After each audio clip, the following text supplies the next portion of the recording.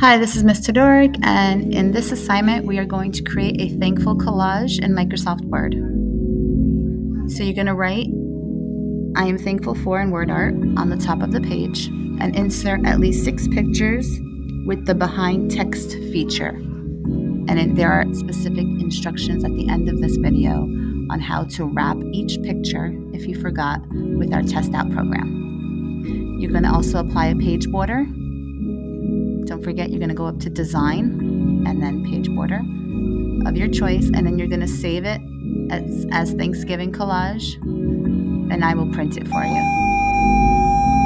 You're also going to insert your name in word art and place it on the bottom of the document. So here is a sample.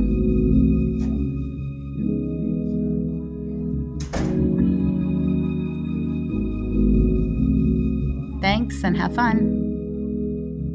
When we initially insert a graphic into a document, its default wrapping style is in line with text. The image appears where our cursor was when we clicked Insert. This option doesn't work well with this picture. We'd like to keep the text and the image closer together. Let's try the next option, Square Text. If you select this option, the text will wrap around it in a square, no matter what shape the graphic is.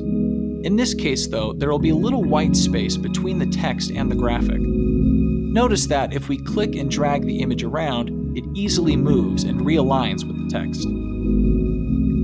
Now we'll select the Tight Text Formatting option. If we select this option, we can move this clip anywhere in our document, and the text will wrap around it as closely as possible without compromising the integrity of the text or the graphic. This option works perfectly for an image like this, or for an image with an irregular shape. Let's change the setting for this image to Behind Text. This option will move the clip anywhere in your document, and it will appear behind the text. The text will really only remain readable, though, if the image is somewhat transparent. Next, In Front of Text. Same as before, but in this style, the image will appear in front of your text. In this video, we've learned how to use text wrap in Word.